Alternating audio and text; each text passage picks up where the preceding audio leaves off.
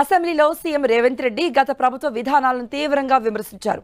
BRS ప్రభుత్వ నిర్ణయాల వల్లే కృష్ణా బోర్డు విషయంలో తెలంగాణకు అన్యాయం జరిగిందని ఆరోపించారు. రైతు బంధు డబ్బులను గత ప్రభుత్వం ఎప్పుడెప్పుడు ఇచ్చిందో తేదీలతో సహా తెలిపారు.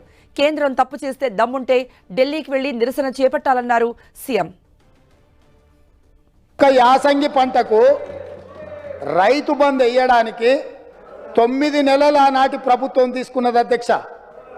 వీళ్ళ చరిత్ర ఇక మీ కరోనా వచ్చిందో ఇంకా మీ కర్మ కాలిందో నేనేం చెప్తా కానీ 2020-21 అధ్యక్ష 25/12/2020 నాడు మొదలుపెట్టి 22/4/2021 4 నెలలు పట్టింది అధ్యక్ష.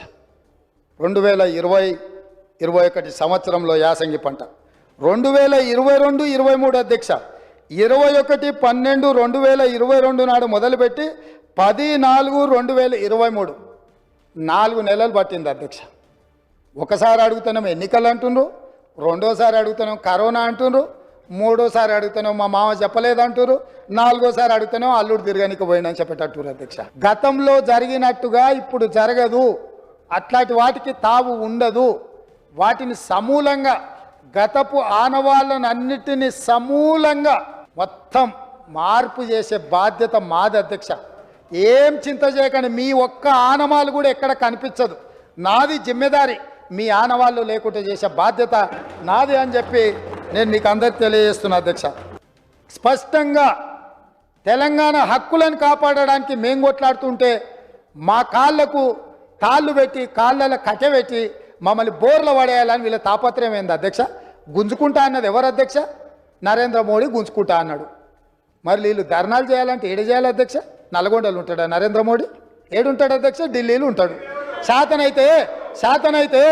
శాతనైతే కల్వకుంట్ల చంద్రశేఖరరావు గారు, తన్నీరు హరీష్ రావు గారు, కల్వకుంట్ల తారక రామారావు గారు ముగ్గురు పోయి జంతర్ మంతర్లో ఆమరణ నిరాదీక్ష చేయమను మేము వాళ్ళని పోలీసులు తీసుకెళ్లకుండా వాళ్ళు అమరులు అవ్వడము లేకపోతే హక్కులను సాధించడము వరకు ఈ ప్రభుత్వం అండగా నిలబడుతుంది. వాళ్ళ ముగ్గురిని ఢిల్లీలో నరేంద్ర మోడీ తప్పిదాల మీద దౌర్జన్యం మీద ధర్నా చేయమనుండ్రు. కానీ నరేంద్ర మోడీతో కొట్లాడుతున్న మా కాళ్ళలో కట్టబెట్టి బోర్లు పడేస్తే ఎవరు అధ్యక్ష? కృష్ణా ప్రాజెక్టులను అప్పచెప్పిందని, కృష్ణా ప్రాజెక్టులను మొత్తం కాంగ్రెస్ వాళ్ళు వస్తేనే కాకెత్తుకపోయిందని, లేకపోతే కేంద్రానికి మేమేదో రాసి చేసినామని అసలు ఏం మాట్లాడుతున్నారు అధ్యక్ష? అసలు ఏమైనా బాధ్యత అనేది ప్రతిపక్ష పార్టీగా 1% వాళ్ళు నిర్వహిస్తున్నారా? ఆ రోజు ఇక్కడ ఉన్నోళ్ళం ఎవరం మేము ఎంపీలం కాదు అధ్యక్ష. ఎవరు అధ్యక్ష ఆ రోజు సభలో సభ్యులు? కల్వకుంట్ల చంద్రశేఖరరావు గారు ఎంపీ.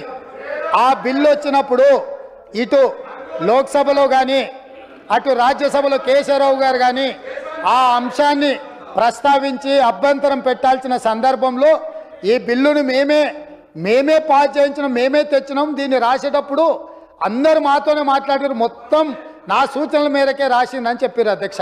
గ్రూప్ 1లో కూడా పరీక్షలు లోపభూయిష్టంగా నిర్వహించడం వల్ల high court single bench, high court divisional bench అన్ని కోర్టులు వీళ్ళు అవలంబించిన విధానాలను కోర్టు కొట్టేస్తే లక్షలాది మంది నిరుద్యోగ యువకులు పరీక్షలు రాసి మీ చేతగాని తనం వల్ల వాళ్ళ జీవితాలతో చెలగాట మాడుతుంటే కొత్త బోర్డును వేసి అదనంగా ఖాళీలను అన్నిటిని కూడా కలిపి ఈరోజు గ్రూప్ 1 పరీక్షలకు మా ప్రభుత్వం క్లియరెన్స్ ఇచ్చింది. తొందరలోనే నోటిఫికేషన్ ఇచ్చి వీళ్ళ వల్ల వయసు మీద పడ్డ వాళ్లకు 46 సంవత్సరాల వరకు ఉద్యోగ అప్లికేషన్ పెట్టుకోవడానికి అర్హత కల్పించి వయసుకు కూడా మినహాయింపునిచ్చి మా ప్రభుత్వం నిరుద్యోగ యువకుల్ని ఆదుకోవాలన్న ఆలోచనతోని మేము ముందుకు వచ్చినాం అధ్యక్ష. ఎవరి కోసం కట్టిండ్రు అధ్యక్ష? ఎవరి కోసం ఆ సచివాలయము? ప్రజాప్రతినిధుల కోసం, ప్రజల సందర్శన కోసం కాదా? ఎవరు ఆస్తి అది? ఎవరి కోసము? ఎవరి పరిపాలన అక్కడి నుంచి జరగాలి అధ్యక్ష? ప్రజలే రానియని ప్రగతి భవన్లు, ప్రజలనే రానియని సచివాలయాలు ఈ తెలంగాణ రాష్ట్రంలో ఎంతకాలం సాగుతాయని వాళ్ళు విర్రవీగుతున్నారు అధ్యక్ష. అందుకే ప్రగతి భవన్ గోడలు బద్దలు కొట్టినము, సచివాలయం గేట్లు బార్లా తెరిచినము, ప్రజాప్రతినిధులందరినీ రమ్మని చెప్పినాము, వాళ్ళు చెప్పేది వింటామని చెప్పినాము, మానవత్వంతో సమస్యల్ని పరిష్కరిస్తామని చెప్పినాము.